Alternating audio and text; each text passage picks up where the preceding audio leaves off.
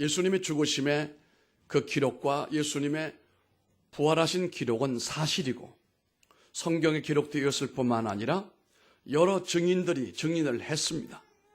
뿐만 아니라 그 부활의 주님은 우리 모든 믿는 사람들에게 그 부활의 생명을 우리에게도 나누어 주심으로 인하여 이 땅에 함께 살고 있지만 믿는 하나님의 자녀들에게는 부활의 생명이 이 안에 있다는 사실입니다.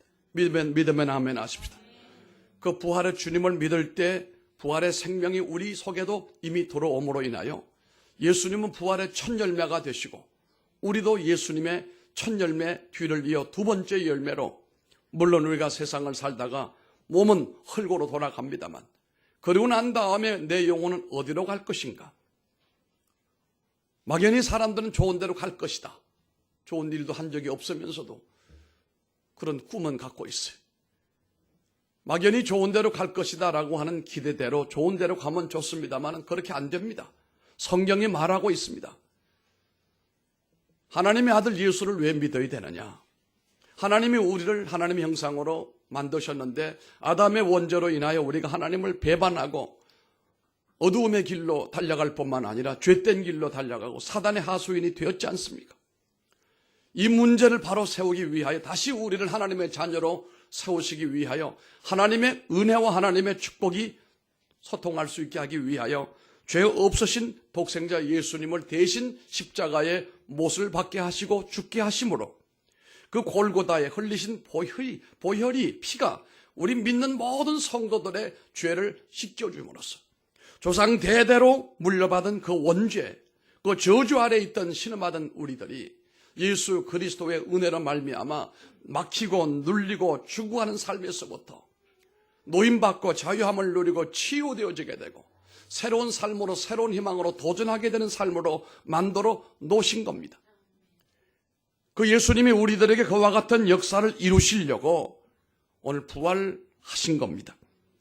이 사실을 우리가 믿기 때문에 예수 믿는 사람들은 부활의 생명 우리 안에 있고 같이 육신은 죽어져 갑니다만 그러나 육신은 흙으로 돌아가지만 영은 흙으로 돌아가지 않습니다. 우리가 혼 중에는 두 종류가 있는데 영혼과 각혼이라고 하는 것이 있습니다. 각혼. 이 각혼은 짐승들의 영혼을 얘기하는 거예요. 짐승들을 보고 영혼이라고 하지 않아요. 혼이라고 말합니다. 우리가 말하는 스피릿, 혼. 넋이라고 말하지요. 짐승은 죽음으로써 모든 혼이 땅으로 내려가고 없어져 버리고 말아요.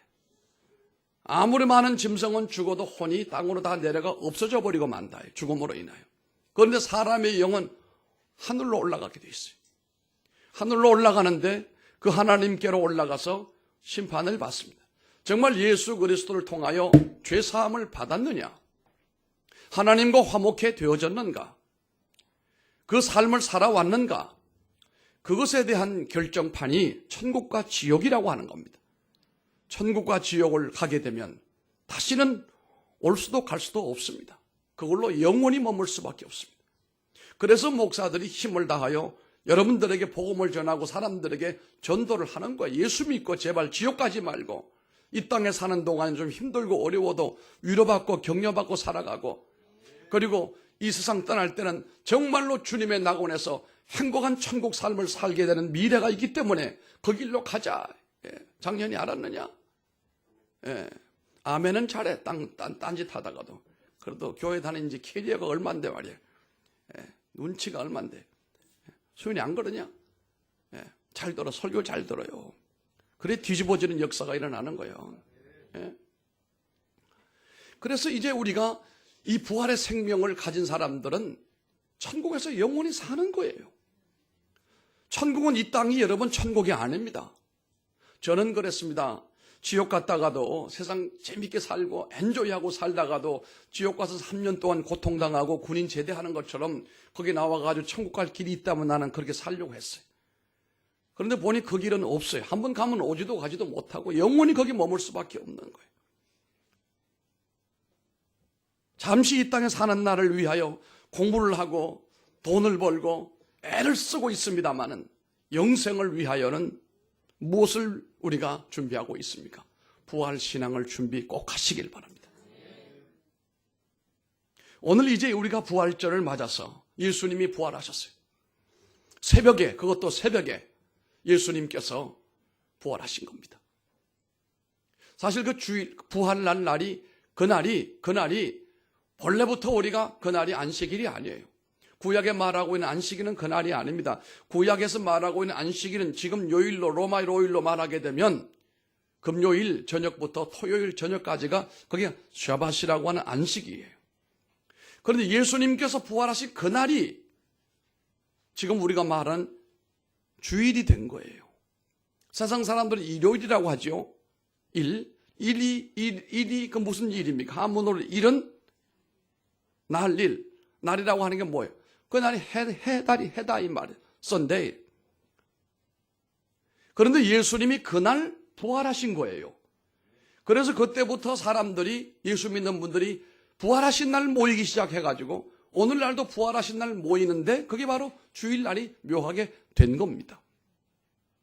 우리가 주일날 예배당을 가고 하나님을 예배한다는 사람은 이미 내 영이 구원함을 받고 영생을 가지고 이 세상에 사는 것은 잠시 고생길이 있을지라도 한 주간 수고하고 애를 썼지만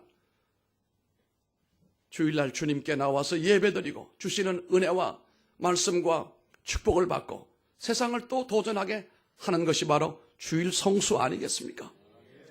이렇게 예수님이 새벽에 부활하셨는데 여러분, 부활하셨다는 것은 간단한 일이 아닙니다. 고린도 전서에서 말합니다. 사망한 내가 어디 있느냐? 죽음한 내가 쏘는 곳이 어디 있느냐? 이렇게 말씀하셨거든요. 다시 말하면 사망의 제도를 예수님께서 무력화시켜버렸다는 거예요. 예수님이 한번 우리 모두를 위한 대속의 죽음을 십자가 위에서 처참하게 당하셨지만 그러나 그분은 하나님이시고 사흘 만에 부활하시면서 죽음의 제도를 무력화시켜버렸다. 그러므로 우리 예수 믿는 사람은 죽음을 두려워하지 않습니다. 믿음의 우리 선조들이 왜 주님을 위하여 생명을 내어놓고 순교까지 합니까? 예수님의 제자들 가운데 세례 사도 요한을 빼고는 모두가 다 순교로 마감을 했어요. 그들이 순교당할 때에 이 목숨이 두렵거나 겁이 나거나 도망가거나 구차하게 살다가 붙들려 죽은 사람 아무도 없어요. 담대하게 죽었어요. 담대하게 죽였어요. 죽음을 겁내지 않았어요. 죽음이라고 하는 관문을 넘어서야 영생으로 가는 길이 열리고 천국으로 들어가는 길이 열리는데 이 땅에서 죽음도 여러 종류가 있습니다. 국가를 위하여, 나라를 위하여 일하다 죽는 분, 우리가 순국이라고 말을 해요. 직장을 위해 일하다가 죽는 사람 순직이라고 말을 해요. 주님을 위해 죽는 사람을 순교라 이렇게 말하는 것입니다. 죽음도 여러 종류가 있습니다마는 복음을 위하여, 주님을 위하여, 교회를 위하여 죽었던 사람들의 죽음이 가장 아름답고 향기로우며 그들의 죽음으로 끝나는 문제가 아니고 그 순교자들의 피와 그 죽음이 그 가문을 빛내게 되고 주변을 빛내게 되고 그 지역과 나라를 다르게 만든다 이 말씀입니다. 그게 바로 대한민국입니다. 벤젤로와 언더우드가 이 부활절날 새벽에 이 미지의 처녀 땅을 발을 내딛었습니다. 얼마나 가난하고 얼마나 병들고 얼마나 무지하고 얼마나 눌려 살았습니까? 짐승도 그런 짐승이 없어요. 요즘에 반려견이라고 말합니까? 호강하잖아요. 우리 집에도 그런 님이 하나 있어요. 내가 속으로 우리 세일이 보고 그래. 아이고, 내가 나중에 나이 들면 제가 나를 저렇게 돌봐줄까? 걔한테 쓰는 돈은 아깝지가 않나요? 근데 뭐 디스크가 왔대, 허리가. 그러니까 병원을 여기를 다니고 저기를 다니고 어느 날 오다 보니까 웬 유모차가 앞으로 오는데 보니까 이게 개 유모차예요. 개가 디스크가 생겨서 걷기가 힘드니까 바람은 쏘야 되니까 그 유모차에 딱 태워 끌고 오는데 보니까 그놈이 딱 보니까 얘는 턱 앉아가지고 앉아있고 뒤에 세일을 밀고 오고 세상에 어떻게 이런 개판이 돼가는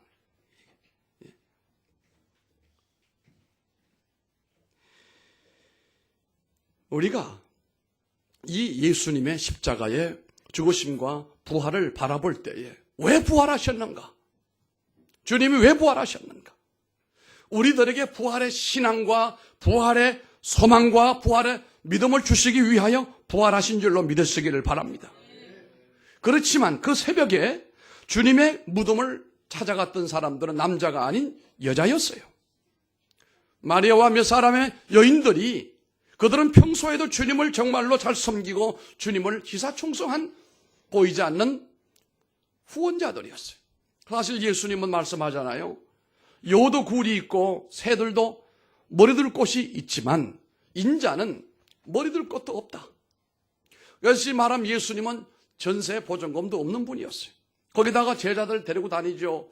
그 사람들 매개이주의 피하죠. 아마 주님이 그 식솔들 때문에 많이 고생을 했을 거예요. 그래서 우리가 알다시피 예수님이 골고다에 돌아가실 때 사실은 십자가 위에 오른쪽에 왼쪽에 셋이 동시에 십자가에 형을 당했습니다. 그런데 이제 시간이, 그날이 이제 6월절 전날이기 때문에 6월절 전날은 6월절 전에 해지기 전에는 모든 사형자들도 처리가 돼야 되고 모든 게 다 깨끗이 돼야 그 사람들은 6월절 잔치를 하게 되는데, 그래서 로마 군병들이 십자가 위에 아직 살아있는 사람이 있으면은 다리를 부질러가지고 뼈를 부질러가지고 충격으로 죽게끔 해야 돼요. 그리고 딱 보니까 오른쪽에 사람은 살아있는데 그 사람이 뼈를 부질러니까 그 충격 샥에 의해서 죽었어요. 그리고 또 왼쪽에 있는 강도도 보니까, 강도니까 남의 거 얼마나 훔쳐먹고 잘 살았겠어요. 아쉬움이 없이 살았겠지. 남의 것 같고. 그 사람도 살아있는데 역시 다리를 부질러서 죽게 했어요. 그 예수님을 보니까 이미 예수님은 일찍이 돌아가셨어요. 몇 시에 돌아가셨습니까? 오후 3시에 운명을 하셨어요. 왜 3시에 운명하셨을까요? 그만큼 주님의 몸은 피곤하고 영양실종이 있었는지 모르겠지만은 삶이 힘들었다는 얘기예요. 영양가 없이 그렇게 초대교회 예수님의 성화를 보게 되면 초라한 모습이에요. 나중에 중세기가 지나고 난 다음에 예수님의 모습을 완전히 영화배우처럼 살찌게 해가지고 머리 길게 해가지고 여러분 그건 가짜예요. 진짜 예수님의 모습은 초라하고 연약하고 핏기 없는 그런 얼굴이니까 오후 3시에 좌우에 남의 거 훔쳐먹고 있던 강도들은 멀쩡히 살아있는데 예수님은 3시가 되니까 그냥 운명을 하시고 말았다. 그 예수님을 위하여 헌신했던 많은 여인들이 있었습니다. 오늘날도 마찬가지입니다. 교회 장로님도 계시고 안수집사님도 계시지만 그래도 나는 교회 우리 권사님이 좋더라. 더 좋다고는 하지 않았으니 좋다고 그랬어요. 교회 권사님들이 없으면, 여인들이 없으면 나는 어떤 때는 물도 한 컵 못 얻어 먹을 때가 많아요. 권사님들 때문에 목사는 목회를 하는 것 같아요. 감사하게 생각합니다. 새벽에도 베드로와 그 잘난 제자들은 뭘 하는지 몰라도 그 여인들은 아니에요. 그 여인들은 예수님이 십자가에 달려 돌아가시고 무덤의 장사가 됐는데 그 몸이 부패되면 어떻게 될까 해서 부패 방지용 향유를 가지고 누군가 문을 열어주기만 하면 예수님의 몸에다가 시신에다가 그 향유를 부어서 부패를 막아보려고 이런 목적을 가지고 올라갔는데 올라가 보니 이게 무덤 문이 열려버렸어요. 우리랑 무덤의 구조가 달라요. 제가 무덤에서 나온 돌도 제가 가지고 있고 들어가 보기도 했습니다만은 그 사람들은 이런 무덤, 대부분이 그 석회질로 되어져 있는 바위이기 때문에 파기가 쉬워요. 파가지고 거기다가 어떤 경우는 부부 장례를 치르고 어떤 데는 가족 장례를 치르고 어떤 경우는 혼자 들어가게 만들어가지고 그리고 입구에는 돌로 둥근 돌을 갖다가 이렇게 밀어가지고 돌을 가지고 무덤 문을 이렇게 막아버려요. 땅을 파는 게 아니고 옆으로 해가 그 돌을 굴러서 막아 놓았는데 그 돌문을 열면 장정들이 6명은 힘을 합해야 옆으로 이렇게 옮길 수가 있어요. 못 연다는 얘기죠. 그런데 여인들이 가보았더니 이 돌문이 열려버린 거예요. 깜짝 놀라서 그 열린 데를 들어가 봤더니 거기에 흰옷 입은 청년 같은 이가 앉았네 보니까 천사예요. 깜짝 놀랐습니다. 그랬더니 그 천사가 하는 말이 너희들이 나사렛 예수를 찾는구나. 그분은 여기 계시지 아니하시고 이미 부활하셨느니라. 부활했다는 사실을 천사를 통해서 전해 들은 여인들이 놀래고 또 감동이고 급한 마음으로 뛰어와서 제자들에게 알렸는데 제일 먼저 전달했던 사람이 베드로였어요. 베드로는 그때 그 말을 듣고 난 다음에 확인을 하기 위하여 산으로 올라가 봤더니 무덤 문은 열려 있고 예수님은 보이지 않고 천사도 없고 아무것도 없었어요. 아, 예수님이 부활하셨구나. 이 머리로는 이제 이것을 알게 됐습니다. 그렇지만 이 마음은 그렇지가 않았습니다. 왜 그렇습니까? 어제 그저께 주님이 골고다에서 겪었던 수모와 고통 가운데 아무런 저항도 하지 못하시고 변명 한마디도 하지 못하시고 그대로 어린 양으로서 십자가 위에서 덧없이 죽는 것처럼 죽었기 때문에 제자들에게는 3년 동안 우리가 그래도 희망을 걸고 우리의 왕인 줄 알고 대단한 줄 알고 따라다녔는데 죽는 모습을 보니까 예수님은 아무것도 아니다. 그분은 힘도 없고 우리를 이끌 능력도 없고 이 이스라엘을 회복할 수 있는 능력도 없고 그 마음에 낙심이 된 거예요. 여러분, 사람이 너무 낙심이 되면요, 모르는 게 아니에요. 알아요. 그러나 몸은 안 따라가요. 왜? 충격이 너무 심하니까. 이렇게 하여 베드로가 눈으로 보고 왔으면 예수님 부활했다고 믿고 그 예수님을 찾아가든지 뭘 해야 되지 않아요? 그런데도 불구하고 성경을 보게 되면은 가룟 유다는 이미 제갈길로 갔고 나머지 11 제자가 한 집에 모여가지고 그 좁은 공간에 모여가지고 혹시나 우리들에게 예수님처럼 그런 끔찍한 일이 닥칠까봐 불똥이 튈까봐 문을 안으로 잠궈놓고 그 안에 부들부들 떨고 있었던 거예요. 두고 온 가족도 염려가 되고 우리의 미래가 어떻게 될 것인가 떨고 있을 때예요. 그때 거짓말처럼 문을 닫아놓는 그 문이 스르르 열려버렸어요. 열려버리고 어떤 분이 들어오는데 이게 문 유령인지 귀신인지. 그런데 주님께서 그 모습 가운데 그들에게 들어오시면서 그 한가운데 서시고 긴장되어 있는 그들, 공포 가운데 있는 그들에게 나타나신 분은 바로 부활하신 예수님이었습니다. 그들은 경악을 멈추지 못할 정도로 공포를 느꼈을는지도 몰라요. 왜? 죽은 줄 알았는데 그 죽은 스승 예수님이 살아 이렇게 오다니. 자신들의 눈을 의심하면서 자세히 살펴보니까 정말로 그분이 예수님이었어요. 이때 주님이 부드러운 음성으로 예수님께서 말씀합니다. 너희들에게 평강이 있을지어다 그랬습니다. 평강. 평강의 반대는 뭡니까? 불안과 초조, 두려움이에요. 정신병이에요, 쉽게 말하면. 요즘에 조현병, 이게 좋게 말해서 조현병이지 우리는 이걸 정신분열증이라고 해요. 정신분열증 환자들은 우리 시대가 많습니다. 적은 게 아닙니다. 쉽게 말하면은 오늘 이 제자들은 예수님을 만나기 전에 두려움과 염려와 근심과 그 모든 엄습해오는 고통에 짓눌려서 눈은 눈이지만 보지 못하고 입은 입이지만 말하지 못하고 머리로서는 아는 것은 있을는지 몰라도 몸이 따라가지 않는 굳어있는 이런 상태였습니다. 그들을 고칠 수 있는 약은 하나밖에 없습니다. 뭐가 있을지어다?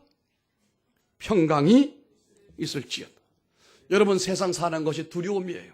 여러분, 자식 키우는 것도 두려움 아니겠습니까? 이거 자식을 내가 앞으로 어떻게 키울 건가, 이거. 사업은 앞으로 어떻게 할 건가? 어떻게 할 것인가? 예? 그 뒤에 조용하라고 일러줘. 두려움이에요.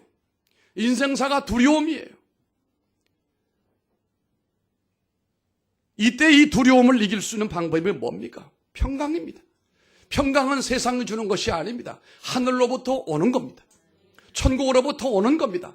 그 평강이 오게 되면 사람 마음속에 두려움이 없어지게 돼요. 불안이 없어지게 되는 거예요. 우울증이 사라지게 되는 거예요. 우리가 통계적으로 보게 되면 교회 다니는 사람들에게는 디프레션이 많지가 않아요. 왜 그렇습니까? 모일 때마다 찬송 부르잖아요. 힘있게 찬송 부르잖아요. 천주교처럼 가만히 앉아가지고 마리아여 오소서 가소서 하지 않잖아요. 힘차게 찬송 부르잖아요. 기도하잖아요. 헌금도 내고 봉사도 하고 헌신도 하고 하잖아요. 목사님이 설교도 잠잘게 하지 않고 깨우고 잘 하잖아요. 아멘 해요. 예. 들어보니 맞잖아 또. 은혜가 되고. 이 교회를 나오게 되면 정신이 버쩍버쩍 들게 되고 내가 인생을 잘못 살고 있는 사람은 인생을 바로 살아야 되겠다. 성공적인 삶을 살아야 되겠다. 올바른 삶으로 가야 되겠다. 부모로서 내가 이렇게 살아서는 안 되겠구나. 자식으로 이렇게 살아서는 안 되겠구나. 직장인으로 이렇게 살아는 안 되겠구나. 주일마다 하나님이 우리를 깨우쳐 주시는데 우리의 삶이 어찌 잘못된 길로 가겠습니까? 여기에 모여 두렵고 떨고 있는 사람들에게 주님이 오셔서 평강이 너희들에게 있을지어다. 그들에게 정말로 필요했던 것은 실망과 좌절의 시리에 빠져있는 사람들에게 필요한 것이 평강이었거든요. 오늘 현대인들에게 정말로 필요한 것은 돈이 아니에요. 성공이 아니다 이 말이에요. 마음이 편해야 된다. 마음이. 내 마음이 평하게 되면 세상에 평화가 오는 겁니다. 오늘날 불평분자들이 많습니다. 국가를 전복하려고 하는 사람도 이상한 세력 많아요. 이런 사람들 대부분 보게 되면 욕구불만이에요. 집에서도 뭔가 욕구가 만족하지 않은 거예요. 여러분, 우리나라 현대자동차 노동자들의 월급이 연봉이 얼마나 센지 알아요? 일본 회사보다 높습니다. 르노자동차 삼성 합작해서 간신히 있는데 전 세계 공장 가운데 대한민국에 있는 공장 노동자들의 임금이 제일 높아요. 그러니 뭔 놈의 자동차 팔아먹고 나라가 살겠어. 다 망하는 거지. 그래도 죽으라고 데모해야 되고 봉급 올려달라고 난리 펴야 되고. 일을 잘해야지 일한 만큼 주지. 우리 사회는 우리 모두가 제정신을 차려야 돼요. 이게 되려면 무엇으로도 안 돼요. 이제는 학교도 사람 아이를 못 가르쳐요. 선생 말 듣는 학생이 있는 줄 알아요? 없습니다. 가정의 부모님이 뭐라고 하면 자식들이 부모 말 잘 듣습니까? 뭔 소리요? 안 들어요. 요즘 부모가 자식 말 듣는 게 차라리 편해. 교회 목사마저도 바른 소리 못하면 우는 세상에서 바른 소리 들을 데가 없어요. 없어요. 매스컴을 보세요. 언론인들 보세요. 다 만년필을 꺾어놓고 있어요. 똑바로 말 못해요. 삐뚤어졌어요. 이러는 사이에 이 나라는 세월호처럼 기울어지고 망해져 가는 거예요. 불안해요. 지금 강남에 떠도는 소문이 뭔지 알아요? 화폐개혁을 단행한다 이 정부가. 화폐개혁을. 그랬더니 며칠 전에 담당자가 화폐개혁 하는 거 없다. 뭐 믿다고 그러겠어요? 난 돈이 없기 때문에 화폐개혁을 하든 말든 상관이 없지만 돈 많은 분들은 미리 조치를 하세요. 어쨌든 이 시대에도 정말 필요한 건 우리 마음의 평화예요. 가정의 평화예요. 부부의 평화예요. 우리 사회의 평화예요. 이 평화는 예수 그리스도로부터 오는 겁니다.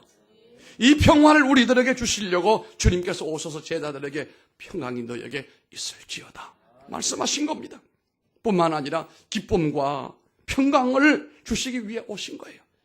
따라합시다. 기쁨과 평강. 주님의 이 놀라우신 그 은혜는 이 제자들에게 들고 있는 사람들을 아이를 달래는 어머니처럼 염려하지 말아라. 나다 그랬어요. 난이라. 그랬더니 주님의 손을 보여줬어요. 손을 보니까 못 박힌 손이었어요. 옆구리를 보여주는데 보니까 창자국이 있어요. 그들이 그걸 만져봤습니다. 정말 주님이었습니다. 아, 주님이로구나. 정말 주님이 살아오셨구나. 이때 예수님이 다시 제자들을 안심시키는 말씀을 합니다. 너희들에게 평강이 있을지어다. 한 번 더 축복하십니다. 곧이어 주님은 비장한 얼굴을 하시면서 아버지께서 나를 보내심같이 나도 너희를 보내노라 이런 말씀을 하십니다. 제자들은 다소 의외의 말씀을 들었습니다. 이제 겨우 평안을 되찾는 듯 했는데 또 어디로 보낸다고 하시니 이 무슨 말씀인가? 예수님은 좀 더 진지한 모습으로 숨을 크게 들어 마시더니 제자들을 향해서 이렇게 말씀을 합니다. 성령을 받으라. 아멘. 이 짧은 내용이지만 이것이 나중에 실제적으로 이루어지고 있는 사건 아니겠습니까? 내가 이 땅에 보냄을 받아 베들레헴 마구간에 태어나서 구원을 완성한 것처럼 나도 이제 너희들을 보내노라. 너희들이 나머지 모든 일들을 감당을 해라. 이거 아니겠습니까? 그런데 그것은 사람의 인위적인 힘으로 되지 않고 뭘로 된다고요? 성령으로 되느니라. 성령을 받으라. 그렇게 말씀을 했습니다. 그리고 또 말합니다. 너희가 뉘든지 사하면 사하여질 것이요 네 죄든지 그대로 두면 그대로 있으리라. 이것도 참 난감한 해석하기 어려운 말씀이었어요. 그런데 나중에 봤더니 이것이 뭔지 엄청난 용서의 권한을 사도들에게 주셨던 것을 그들이 알았습니다. 오늘 주님께서는 두렵고 떨고 있는 제자들에게 오셔서 몇 마디 말씀 가운데 앞으로 지금 이들이 두려움과 초조에서 벗어나는 것도 중요하지만 앞으로 어떤 삶을 살아야 할 것인가를 그들에게 말씀하시고 가르쳐 주신 겁니다.